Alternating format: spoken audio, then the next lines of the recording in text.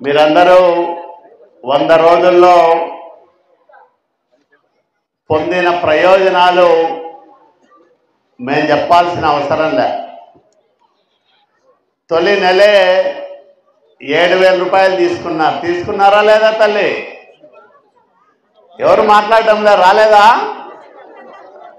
తీసుకున్నారా? పెన్షన్ 7,000 తీసుకున్న వాళ్ళు చేతులెత్తండి. 7,000 మొదటి నెల, మళ్ళా 4,000 అంటే ఒకే నెలలో 7,000 రూపాయలు డబ్బులు వచ్చినాయంటే అది చంద్రబాబు నాయుడు గారి పరిపాలనా సామర్థ్యానికి నిదర్శనమని మనం చెప్పాలి.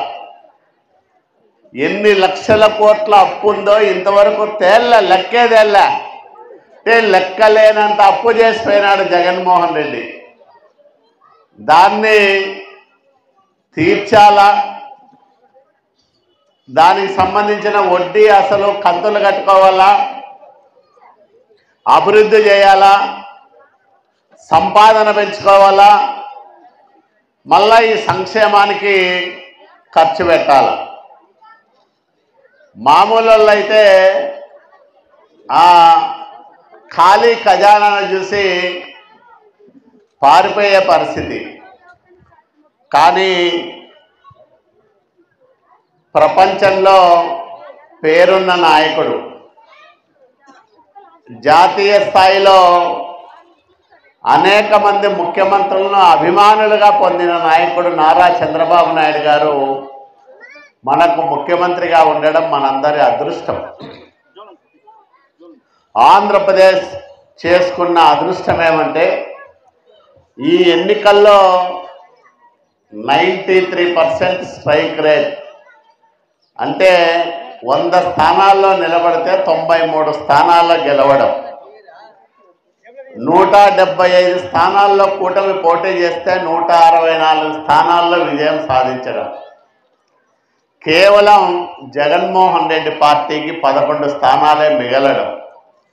ఇది ఒక అద్వితీయమైన విజయం. భారతదేశ రాజకీయాల్లో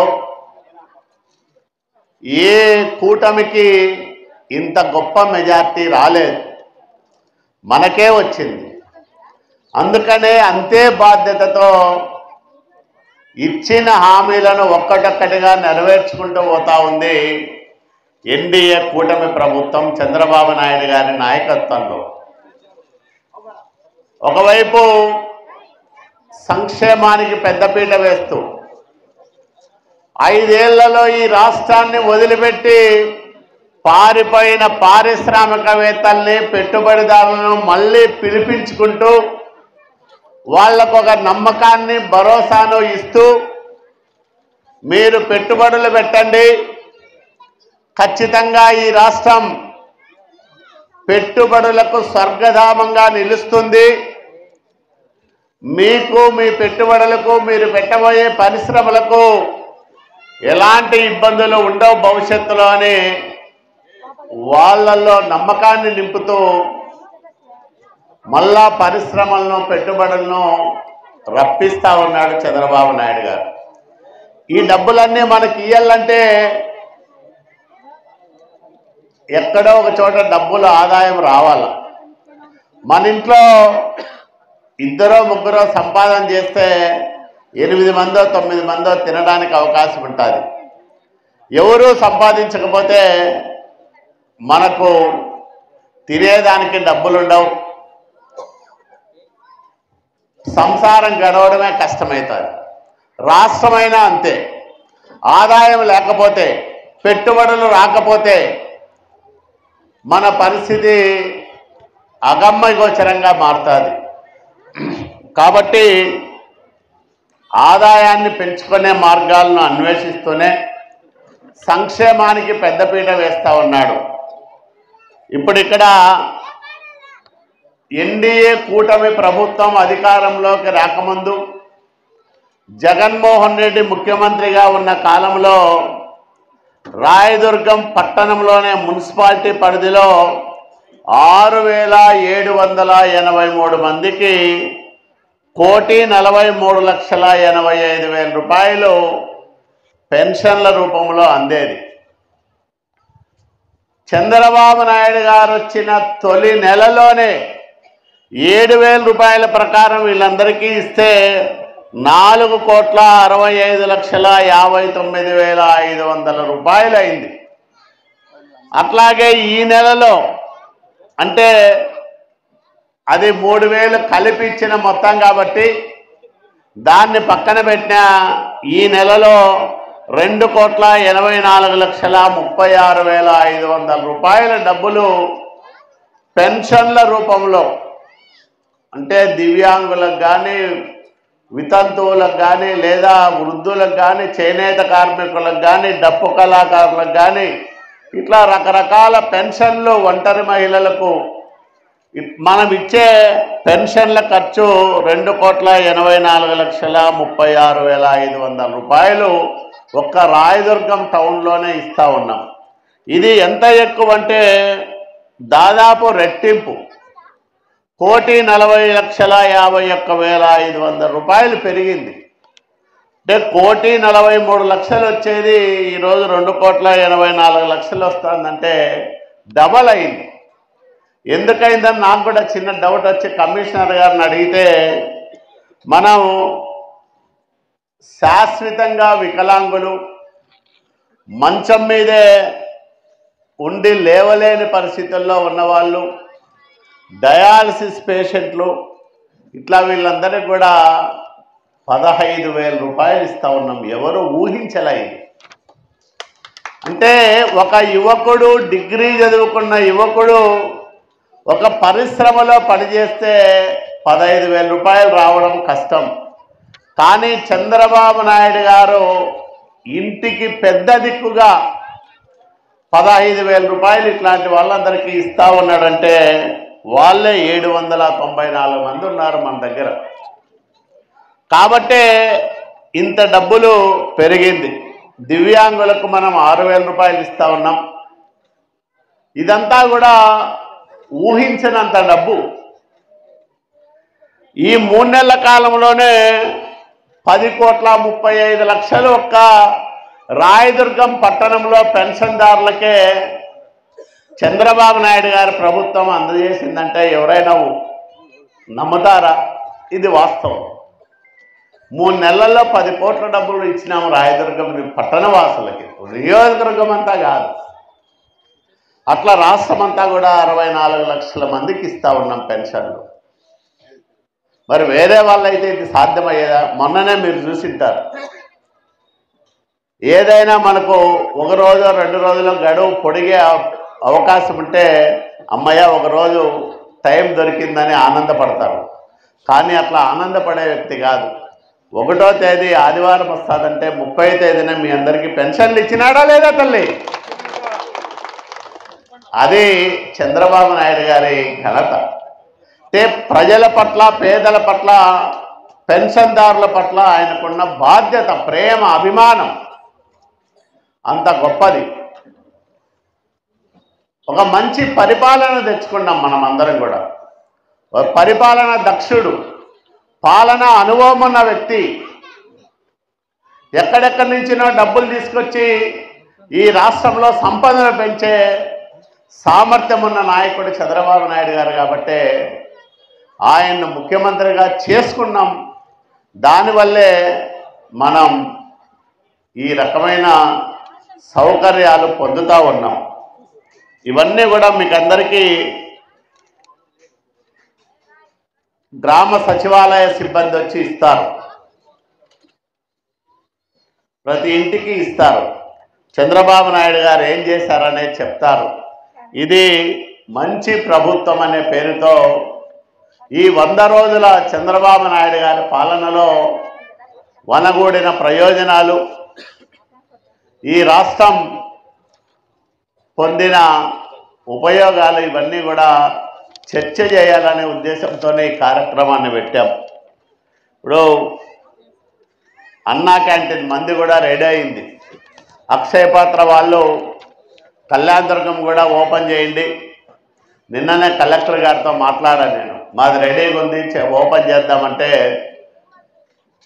వాళ్ళు అక్కడి నుంచి ఆహారం తీసుకురావడానికి కళ్యాణదుర్గం కూడా ఓపెన్ అయితే రెండింటికి కలిపి చేస్తామని అంటా ఉన్నారు. కొంచెం దశల వారీగా చేయాలా, వాళ్ళకు కూడా టైం ఇవ్వాలని అడుగుతూ ఉన్నారు. కాబట్టి మీది కొంచెం టైం పడుతుంది అంటా ఉన్నాం. త్వరలోనే మనం రాయదుర్గంలో కూడా అన్నా క్యాంటీన్ ఏర్పాటు చేయబోతూ ఉన్నాం. అట్లాగే 16,437 టీచర్ పోస్టులకి మనం మెగా డిఎస్సి ప్రకటించాం.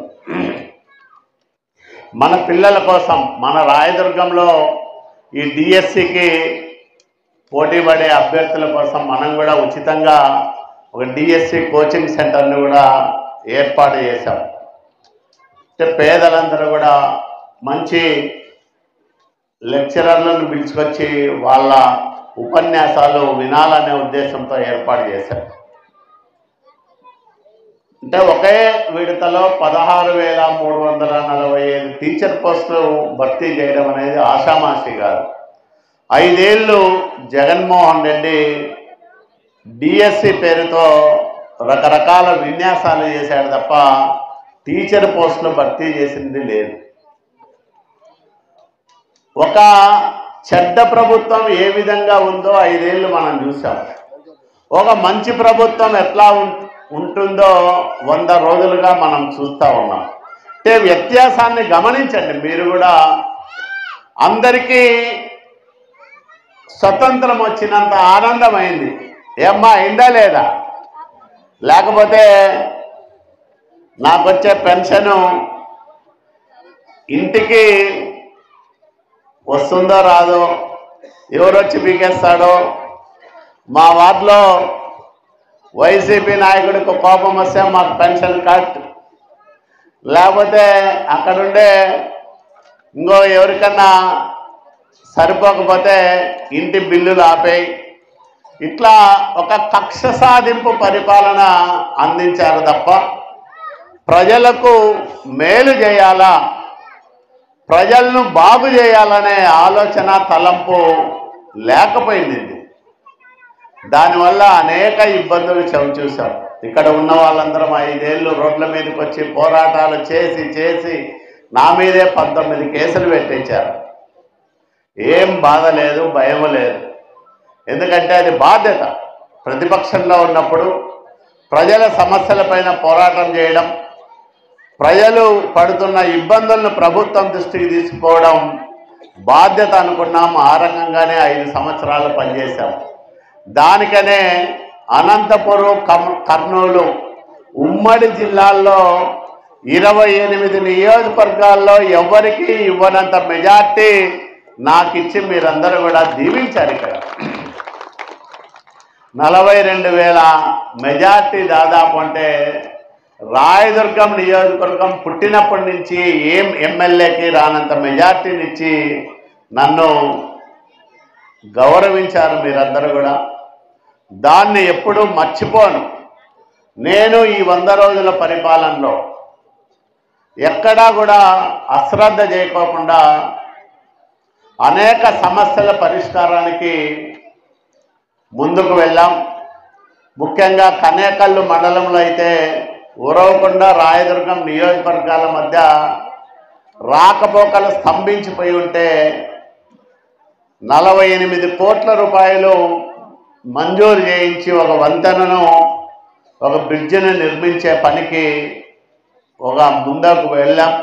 త్వరలోనే ఆ పనులు కూడా ప్రారంభం చేస్తాం. మొన్ననే ముఖ్యమంత్రి గారు సమీక్ష చేసి ఇక్కడ గోనబావి దగ్గర ఆగిపోయిన బాలికల ఆశ్రమ పాఠశాల భవనాన్ని పూర్తి చేయమని సంబంధిత అధికారులను ఆదేశించారు. అంటే చంద్రబాబు నాయుడు గారికి రాయదుర్గం ప్రజలన్నా, నేనన్నా, మరి ఈ ప్రాంతమన్నా ఉన్న ప్రత్యేకమైన అభిమానం కొద్దీ మరి దాన్ని కొనసాగించమని, నిధులు ఇస్తామని హామీ ఇచ్చారు. ఇట్లా ఆగిపోయిన పనులన్నీ కూడా పూర్తి చేసే ప్రయత్నాల్లో ఉన్నాం మనం కూడా.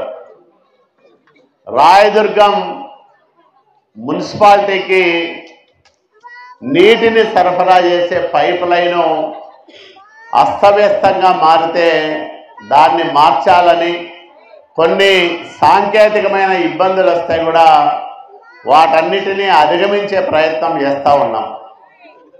అట్లాగే మరో 4 నీళ్ళ ట్యాంకులు అదనంగా ఈ పట్టణంలో నిర్మించాలని ప్రతిపాదనలు సిద్ధం చేయించాం. శివారు ప్రాంతాలకు కూడా నీటి సరఫరా ఉండాలని దానికి సంబంధించిన ఏర్పాట్లు కూడా చేస్తూ ఉన్నాం.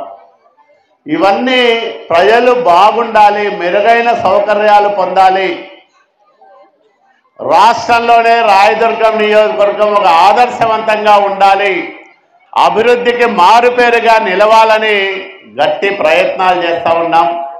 ఈ ప్రయత్నాలకు మీ అందరి ఆశీర్వాదాలు ఉండాలి, మీ అందరి సహాయ సహకారాలు ఉండాలి.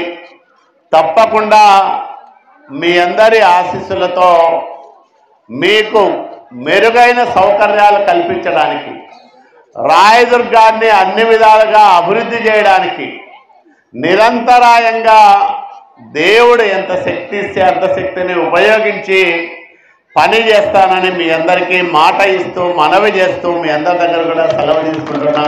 నమస్కారం. Thanks for watching this video. ఈ వీడియో మీకు నచ్చినట్లయితే లైక్ చేయండి, షేర్ చేయండి, సబ్స్క్రైబ్ చేసుకోండి. మన రాయదుర్గం ఆర్డీజీ న్యూస్. మా లేటెస్ట్ న్యూస్ అప్డేట్స్ కోసం నోటిఫికేషన్లు రావడానికి బెల్ బటన్ని యాక్టివేషన్ చేసుకోండి.